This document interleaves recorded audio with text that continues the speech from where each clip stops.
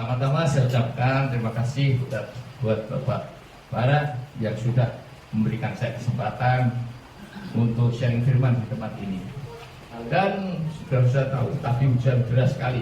Ya, begitu mau ibadah semuanya berhenti. Amin. Itulah karena Tuhan mau memberikan kesempatan kepada kita semua untuk mendengarkan firman Tuhan. Dan saya juga salut pada Bapak Ibu yang datang ke sini walaupun hujan, tetap datang. Ya, amin.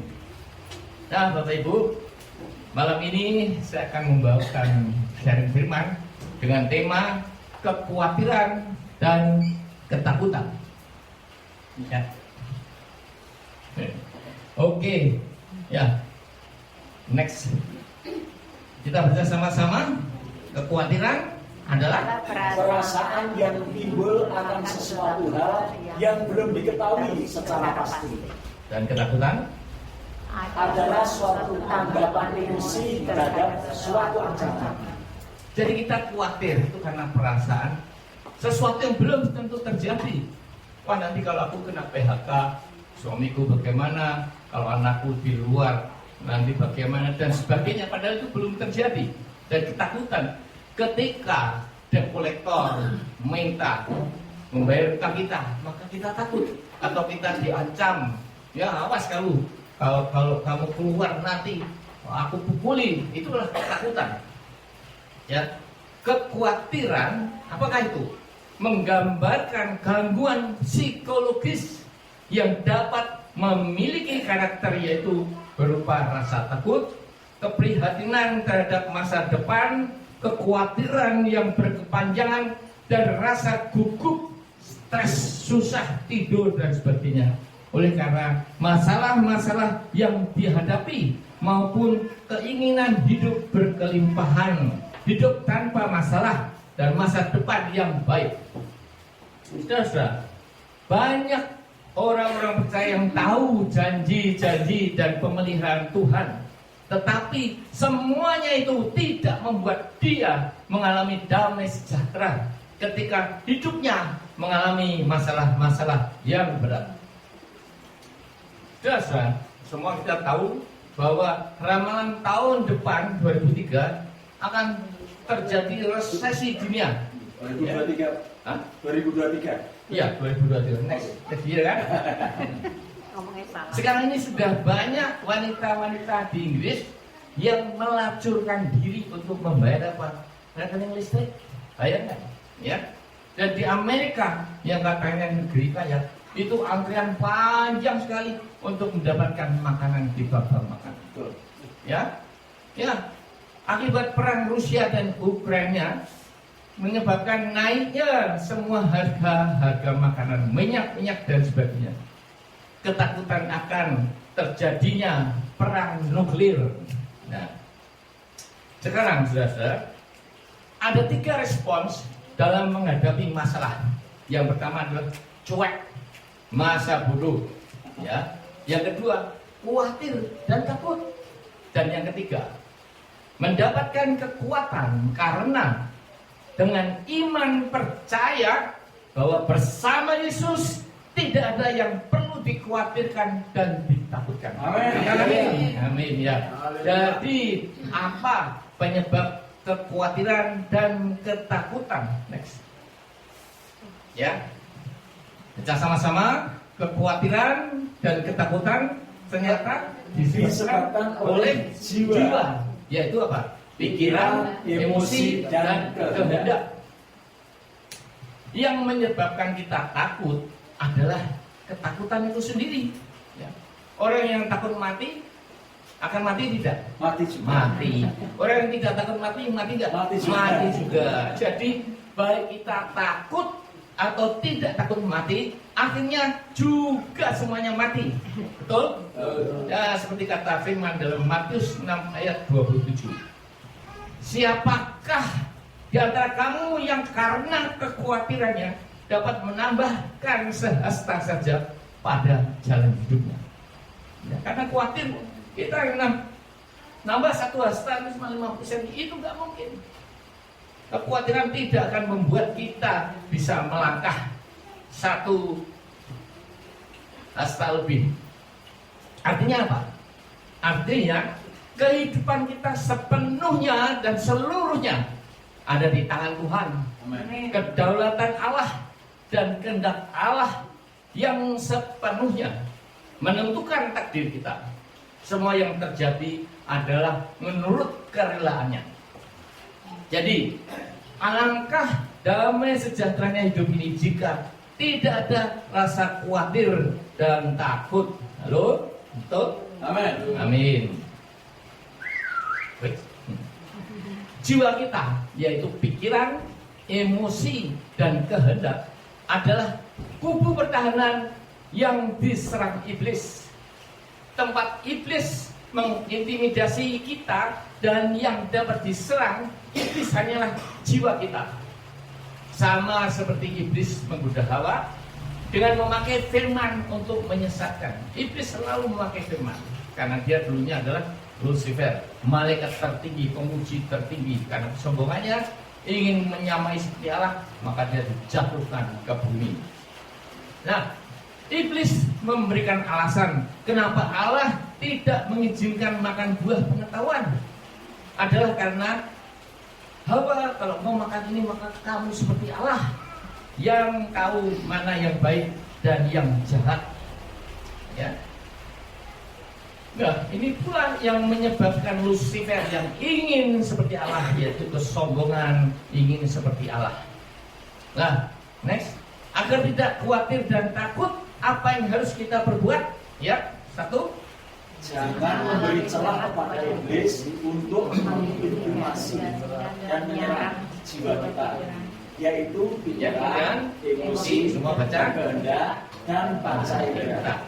Yang kedua, Hidup dengan iman, bersyukur dan berserah kepala kepada rancangan dan kehendak. yes. Ya, next, iblis menyerang apa? Jiwa dan tubuh manusia Melalui panca indera, mata dan telinga.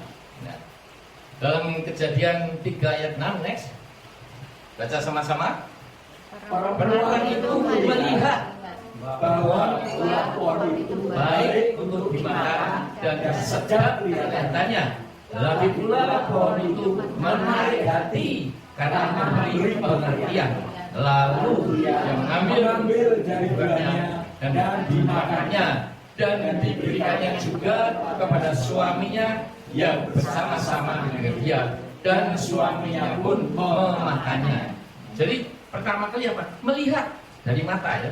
Dia melihat bahwa pohon itu baik, kemudian timbul emosinya, baik untuk dimakan dan sedap kelihatannya. Kemudian lagi pula pohon itu menarik hati karena memberi pengertian, masuk dalam pikirannya. Lalu kehendaknya, tekadnya, lalu yang mengambil dari buahnya dan dimakannya. Inilah kehendak dia, ya, tekad dia. Dan diberikannya juga kepada suaminya yang bersama-sama dengan dia, dan suaminya pun memakannya. Jadi orang kalau berdosa itu selalu mencari teman, ya, dan ditindaklanjuti dengan dosa-dosa yang lain seperti Daud berzina dengan Batsyeba. Dia mempunyai pikiran lain, suaminya harus tak bunuh, ya. Nah, ini apa? Diberikannya juga kepada suaminya. Nah, ini Adam ini seharusnya dia yang melarang. Nah, dia sebagai suami, kepala keluarga, melarang istrinya. Tapi di sini dia malah memakan bersama-sama, ya. Jadi ini laki-laki yang seperti teror kayak nyowok, ya, takut sama istrinya. Nah, ini saya kira bapak-bapak nggak ada yang takut sama istrinya, Pak, ya. Kalau takut ya seperti ini tadi, ya. Jadi jangan takut. Nah, inilah saudara-saudara. Jadi Adam ikut-ikutan makan, ya. Lalu kemudian di Kejadian 3 ayat 17, next.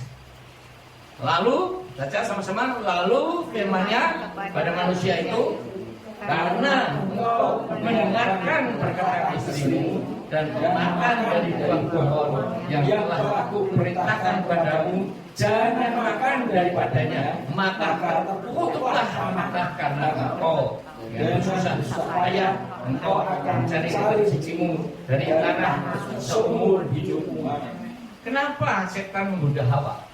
Dia nggak menggoda Adam, karena biasa istri itu yang mempengaruhi suaminya, betul? Bujuki, wah, tuh kayak apa? Wong sebelah kuyo tuku. Nah, ya, itu biasanya perempuan yang ujung-ujung artinya suaminya korupsi, ya kan? Menipu, itulah penyebabnya dari perempuan, ya. Nah, karena tadi selain mata, apa? Mendengarkan, telinga. Karena engkau mendengarkan perkataan istrimu dan memakan dari buah-buahan yang telah kuperintahkan kepadamu, jangan makan padanya, maka terkutuklah tanah karena engkau dengan bersusah payah engkau akan mencari rezekimu dari tanah seumur hidupmu. Nah tadi selain dosa itu mencari teman, dia juga nyalah-nyalahi, ya kan? Adam, lah itu aku kasih Hawa yang kau beri. Hawa nyalahi, itu karena ular. Nah itulah orang kalau berdosa selalu nggak mau ngaku. Karena itu ngaku aja di hadapan Tuhan, maka dosamu seperti apapun warnamu, merah kemisi menjadi putih seperti salju dan seperti bulu domba. Amin. Amin. Nah, ini karena dia mendengarkan perkataan istrinya, dia memakan buah pohon. Akibatnya apa? Dia diusir dari Taman Eden. Ya? Dengan bersusah payah engkau akan mencari rezekimu dari tanah seumur hidupmu. Jadi saudara-saudara pada khotbah saya pernah ada video, ditanya bilang, kalau kamu ngasih perpuluhan 6 bulan dan Tuhan tidak memberkati kamu, Alkitab ini saya robek, ini orang gila seperti ya, nggak boleh. Ada merana berkah, nggak pernah kan? Dia tinggal makan, karena apa? Dia tidak berdosa. Tapi ketika dia berdosa, diusir dari Taman Eden, disitulah dia dikutuk, ya, harus bersusah payah. Engkau akan mencari rezekimu dari tanah seumur hidupmu. Ya. Jadi kalau tabur tua itu bukan karena berkat. Nah, Tuhan itu tidak menginginkan kita kolektor 1 triliun. Orang janda yang hanya 2 peser saja, Tuhan lebih menghargai daripada orang yang memberikan perpuluhan, sekalipun itu jutaan miliaran. Karena apa? Karena janda itu memberikan dari kekurangannya. Aku hanya punya ini Tuhan. Sedangkan orang yang memberikan perpuluhan itu dari kelebihannya. Betul? Saya dapat 1 miliar, maka 100 juta saya kasihkan, tapi saya masih punya 900 juta. Tapi kalau janda miskin ini 2 peser, demikian juga janda Sarfat. Dia hanya punya makanan untuk sekali makan terus mati, ya. Tetapi Nabi Elia minta, berikanlah padaku makanan itu, diberikan. Dan selama masa kekeringan, selama masa kekurangan, ternyata nyumber terus. Ya, jadi sumur itu kalau diambil airnya, maka sumber yang baru akan keluar makin jernih. Tapi kalau nggak pernah diambil, bau. Betul? Itulah ketika kita mempersembahkan kolektor persembahan itu bukan karena jumlahnya, tetapi hati kita. Kita penuh pengucapan syukur. Ya, Tuhan sudah memberkati kita. Itulah inti persembahan dengan hati kita, hati yang bersyukur pada Tuhan. Amin. Kemudian Kejadian 16 ayat 2, baca sama-sama. Berkatalah Sarai kepada Abram, engkau tahu Tuhan tidak memberi aku melahirkan. Karena itu baiklah hampiri hambaku itu. Mungkin oleh dialah aku dapat memperoleh seorang anak. Dan Abram mendengarkan perkataan Sarai. Jadi kembali lagi, itu karena godaan, karena dari telinga mendengarkan. Ya, pikir Sarah, aku mati haid, umurku sudah 89, nggak mungkin aku punya anak. Maka itu anaknya dikatai apa? Disebut namanya Ishak. Itu tertawa. Oh, masa mungkin Adam sudah umur 99, aku sudah 89. Oh, 89, sorry. Ya. Terus kemudian itu kan Sarah, Abram kan 99. Betul. Iya kan? Udah nggak mungkin. Ya, sudah mati haid, istri saya nggak mungkin melahirkan anak lagi. Ya, kecuali dia nyeleweng, saya nggak tahu. Tapi saya Istia paling cantik sedunia buat saya. Walaupun ada yang cantik-cantik, karena nggak mau sama saya, yang ini dia yang blondor sama saya. Ya. Ya, saudara-saudara. Jadi inilah makanya ibu-ibu kalau punya pembantu jangan kayak Intan yang seksi itu. Nah, itu bahaya itu. Ya, nanti suaminya ngelirik-ngelirik ya dikasih. Oh, sudahlah, ambillah hambamu itu apa si Intan. Wah, yang mumpung ini ya, sudah benar. Ya, kalau malam masuk kamar pembantu. Tapi saya yakin nggak ada bapak-bapak yang begitu ya. Di sini sudah. Ya kecuali bapak ini masih muda, nggak tahu yang lain sudah. Kayaknya sudah nggak kuat lagi. Ya, jadi jangan biarkan isu-isu atau apalagi hoax ya membuat kekhawatiran dan ketakutan dalam hidup kita. Betul? Nah, sekarang jika saudara-saudara saat ini menghadapi masalah-masalah, itu adalah bagian dari kehendak dan rencana Tuhan untuk memuliakan Dia. Amin. Saudara mungkin sudah putus asa dan beranggapan bahwa sudah tidak mungkin masalah-masalah itu untuk mendapatkan solusi, semuanya sudah mentok. Tapi ingat firman Tuhan, bahwa pencobaan itu tidak akan melebihi kekuatanmu, dan Dia itu Allah yang setia, akan memberikan jalan keluar sehingga engkau dapat menanggungnya. Ya, jangan lupa bahwa bagi Tuhan tidak ada sesuatu yang mustahil. Katakan amin. Ya, contohnya apa? Sarah, orang sudah tua ngekek kok bisa mesti punya anak, ya kan? Tembok Yeriko, itu tembok Yeriko, bapak ibu bisa nggak gempur ini? Ngesi dengan palu ya, itu cuma nyanyi, diputeri, dan sudah diputeri, diam aja. Mereka nggak boleh, tentara nggak boleh ngomong apa-apa, muteri sekali diam, kedua diam, sampai ketujuh bersorak-sorai dan bunyi sangkakala, tembok itu hancur rubuh sendiri. Itu apa nggak mujizat? Ya kan? Jadi jangan sekali-kali takut jika dalam hidupmu sekarang ini mengalami banyak masalah. Tuhan pasti, inilah tujuan utama ikut Tuhan Yesus. Bukan karena harta, bukan karena kekayaan, tetapi selalu disertai ketika kita mendapatkan kesulitan. Betul? Kita kuat. Ya. Nah, kemudian apa lagi? Semuanya pokoknya tidak masuk akal. Ya. Sudah lihat apa? Next, Daud melawan Goliat. Daud itu orangnya kecil, pipinya merah. Ya. Melawan Goliat yang raksasa. Tapi hanya dengan, kalau orang sini apa, pelintengan apa ya? Pelintengan, wah kena sidak mati. Coba, karena apa? Karena Daud membawa nama Tuhan, kau menghina Allahku. Ya, jadi Goliat pertenang-tenang tapi kena batu pas meninggal, saudara.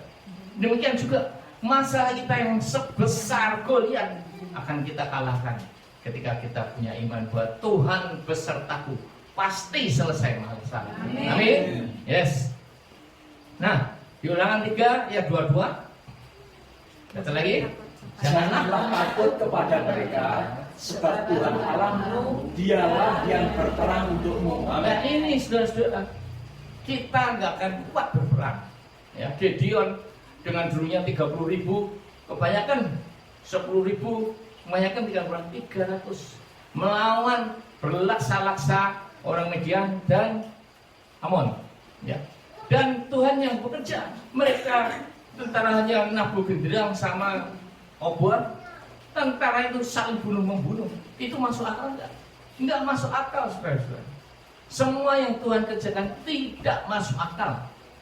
Karena itu juga saudara sekarang punya masalah, tidak ada yang mustahil bagi Tuhan untuk menyelesaikannya. Amin. Yes. Karena itu Tuhan yang berperang, bukan kita yang berperang. Kalau kita serahkan semuanya kepada Tuhan. Dan ini Yohanes 11 ayat 39. Ya, kita baca sama-sama. Next. Kata Yesus, angkat batu itu. Maka saudara orang yang meninggal itu berkata kepadanya, Tuhan, dia sudah berbau, sebab sudah 4 hari ia mati. Nah inilah, Tuhan menghendaki kita ikut bekerja sama. Tuhan bisa nggak? Batu guling, bisa nggak? Tapi dia berkata, angkat batu itu. Berarti kita harus berpartisipasi dalam setiap masalah, dalam setiap apapun juga. Bukannya kita cuma diam aja, tidur, nanti semuanya terjadi. Enggak tuh. Tuhan menghendaki kita berpartisipasi Dan si Marta bilang, Tuhan, ia sudah berbau sebab sudah 4 hari ia mati. Kenapa Tuhan Yesus sengaja dikatakan mengundurkan waktunya 2 hari untuk pergi ke Bethesda menemui ini, ya? Karena tradisi orang Yahudi, kalau 3 hari orang meninggal itu rohnya masih ada di dunia, ya.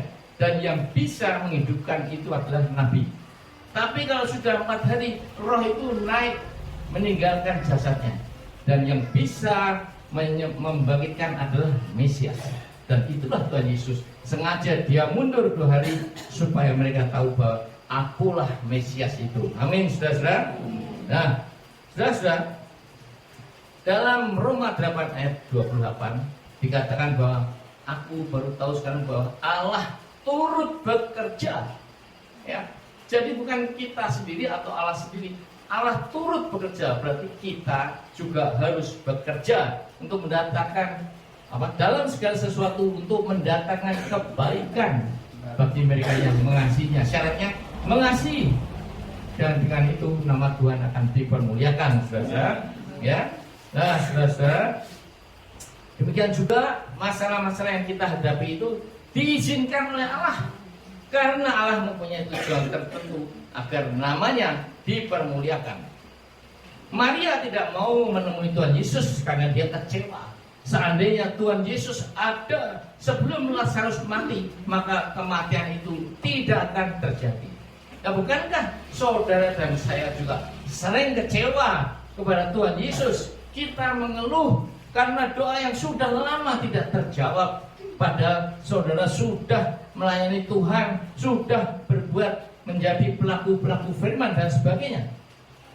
Saudara bertanya, mengapa Tuhan? Mengapa engkau tidak adil? Karena si anu yang lebih buruk dari saya, engkau jawab dan engkau kabulkan doanya. Nah, seringkali kita komplain seperti itu, saudara. Nah, di Yohanes 11 ayat 32, ya next. Setibanya Maria di tempat Yesus berada, baca sama-sama, dan melihat dia, tersungkurlah dia di depan kakinya dan berkata kepadanya, Tuhan, sekiranya engkau ada di sini, saudaraku pasti tidak mati. Inilah saudara yang dikehendaki oleh Tuhan. Kita tersungkur di hadapan Tuhan dengan segala kerendahan hati kita. Kita mohon Tuhan mengasihani kita, ya, tergerak hatinya. Kita buka pintu hatinya dengan segala kerendahan hatinya. Dan di sini Maria berkata, sekiranya engkau ada di sini, saudaraku pasti tidak mati. Tapi sebenarnya Tuhan Yesus berkata, ini bukan karena apa-apa, ini dimasukkan untuk memuliakan aku dan nama Bapakku. Karena kalau tidak dihidupkan, maka mereka nggak tahu siapa Tuhan Yesus. Betul? Sengaja, saudara-saudara, sengaja dibuat mati. Nah, saudara-saudara, dengan kerendahan hati dan mawas diri, kita menyadari bahwa kita sebelum ini selalu sombong untuk tidak mengakui kedaulatan Allah dalam rancangan dan kehendaknya. Maka sekarang ini adalah saatnya bagi saudara dan saya untuk tersungkur di bawah kaki Tuhan Yesus dan menangis, mengakui segala dosa kita, mohon ampun dan mohon minta tolong pada Tuhan. Nah, ketika kita tersungkur di hadapan kaki Yesus dan menangis, dan dengan hati yang hancur dan jiwa yang remuk, maka tindakan itulah yang akan membuat Tuhan Yesus terharu, tergerak dan menangis juga. Ya, berarti kerendahan hati kita dan dengan menggantungkan hidup kita sepenuhnya pada kedaulatan dan kehendak Tuhan, maka tindakan itu akan menggerakkan hati Tuhan Yesus untuk mendengarkan dan menjawab doa kita.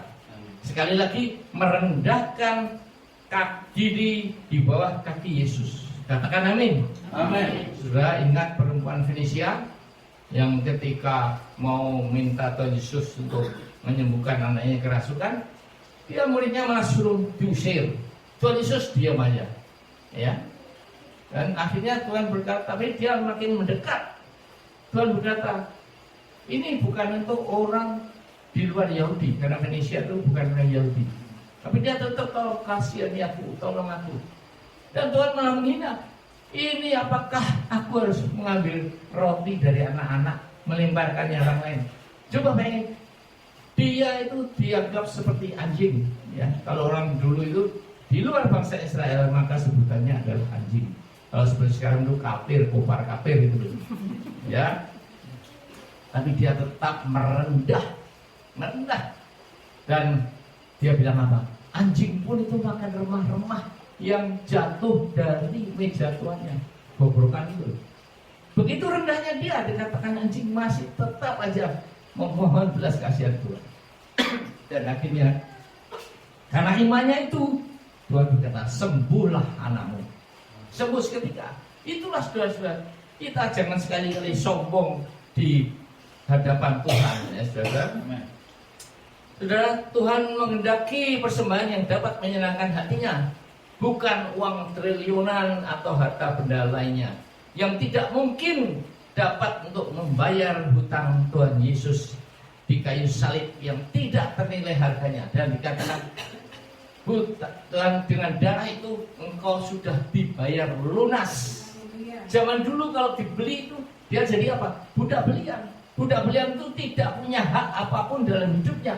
Mau ditendang, mau dijantor, mau segala macam diperkosa, dia mesti mau.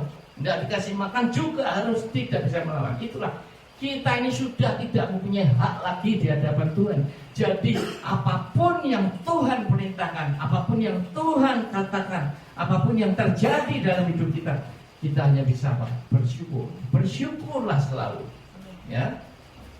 Nah, yang dia kehendaki adalah hati saudara dan saya yang menyembah, hidup dalam kebenaran dan kekudusan dan melakukan kehendak Bapa. Nah, ada satu cerita, saudara. Seorang raja memanggil rakyatnya mengambil hadiah apapun boleh, bahkan separuh dari istananya dia kasihkan. Tapi suatu ketika ada seorang ibu datang, raja, apa betul kamu akan memberikan apa saja yang kita minta? Oh iya betul, apapun yang kita minta. Kalau gitu raja, aku minta engkau menjadi milikku. Karena dia tahu bahwa dengan memiliki raja, semua istana, semua apapun juga menjadi miliknya juga. Betul? Nah, siapakah raja itu?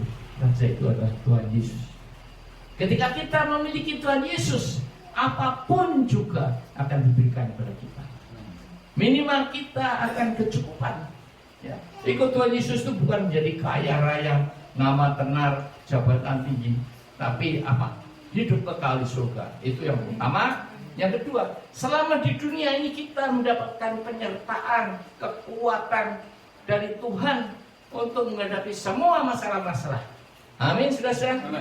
Nah, saudara-saudara, di Matius 11 ayat 28, next, dikatakan, marilah kepadaku semua yang letih lesu dan berbeban berat, aku akan memberi kelegaan kepadamu. Inilah janji Tuhan.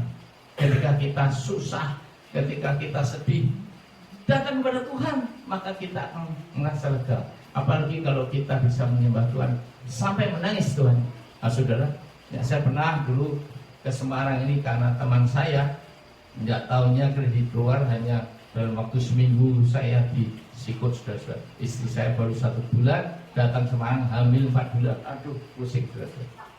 Dan apa yang saya lakukan, karena tidak ada teman yang bisa saya ajak bisnis, mau kembali ke Jakarta, sudah dikontrakan, saya hanya membaca iklan kecil karena ngabisin waktu, membaca sambil bersyukur sampai saya menangis. Disitulah saya akan merasakan kelegaan.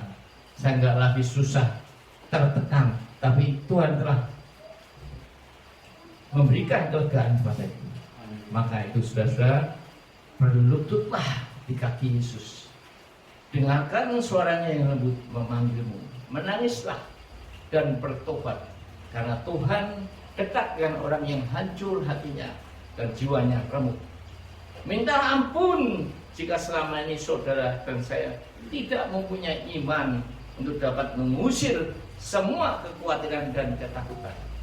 Karena masalah keluarga, keuangan, sakit penyakit, takut kehilangan orang yang saudara cintai, dan semua masalah apapun yang sedang saudara hadapi. Saudara, saya kenal dengan Ibu Wiwi ya, dari almarhum Kak Bambang yang teman saya. Dan sebelum meninggal Kak Bambang khotbah 2 kali tentang kematian, bahwa nanti keluarganya akan dipelihara Tuhan. Yang satunya apa lagi saya lupa ya. Dan ternyata sampai sekarang bayangkan, Ibu Wiwi bukan orang yang sempurna, tetapi tetap dikasih makan sama Tuhan. Karena apa? Karena itulah Allah kita. Nah, inilah firman Tuhan dalam Yesus 30, Yesaya 30 ayat 15. Ya, sama-sama bacalah. Sebab beginilah, ya baca sama-sama saudara. Sebab beginilah firman Tuhan Allah yang Maha Kudus, Allah Israel, dengan bertobat dan memegang diam, kamu akan diselamatkan. Dalam tinggal tenang dan percaya terletak kekuatanmu. Tetapi kamu enggan. Dan saudara, kita hanya bertobat dan diam saja, saudara. Maka kita akan diselamatkan. Dengan tinggal tenang dan percaya terletak kekuatanmu. Kalau kita tenang, percaya, serahkan sama-sama Tuhan, maka itulah kekuatan kita. Tetapi dikatakan apa? Tetapi engkau enggan. Kita polah sana polah sini, mau minta tolong manusia dengan kekuatan sendiri, dengan pikiran sendiri. Itu yang bukan dikehendaki oleh Tuhan. Ya. Dan 1 Yohanes 2 ayat 9 dikatakan next. Tetapi baca sama-sama. Yes. Tetapi next. 1 Yohanes 2. Ya.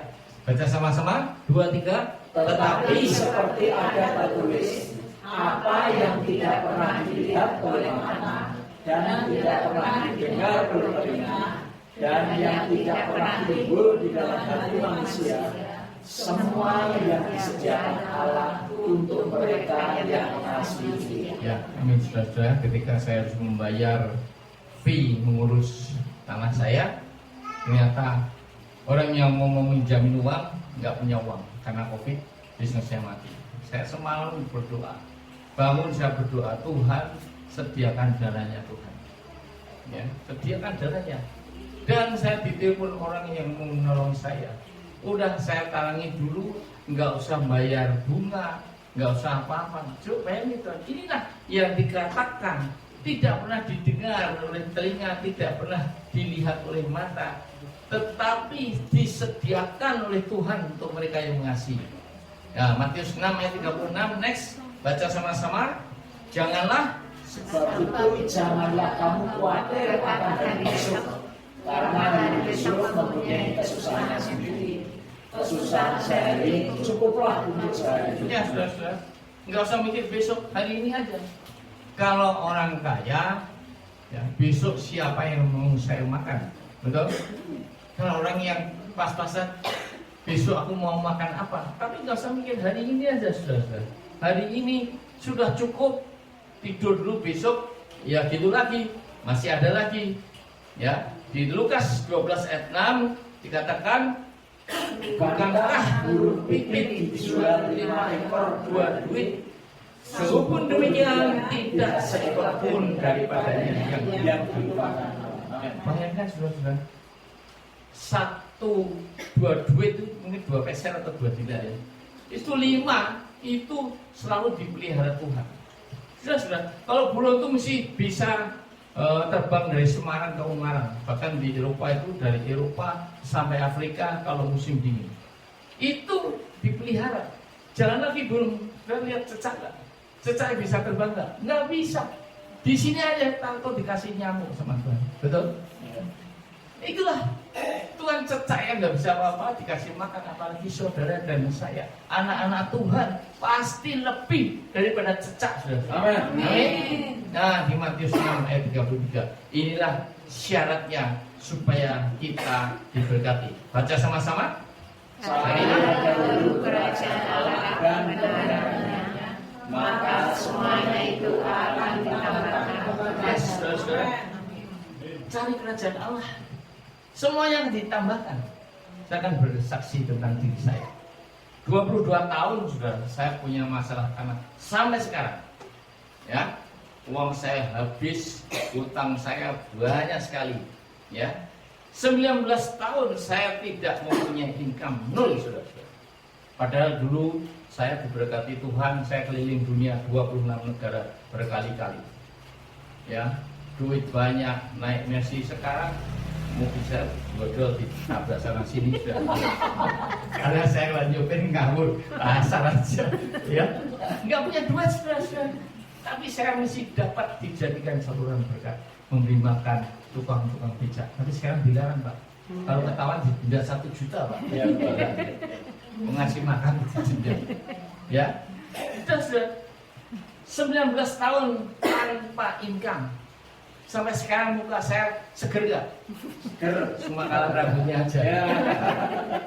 Tapi bukankah rambut ini satu helai pun tidak akan jatuh tanpa apa? Izin Tuhan. Jadi Tuhan banyak yang dianu karena mungkin saya diproses, ya, proses sampai boleh melayani Tuhan.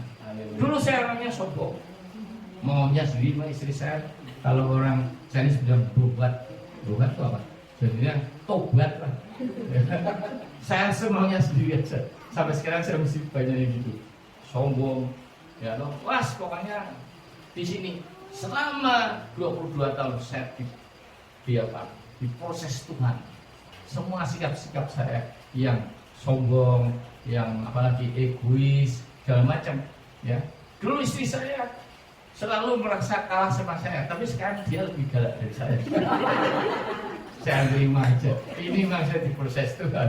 Ya, dan Bapak, istri saudara-saudara, bapak, kalau istri itu dipuji, dia nggak minta duit.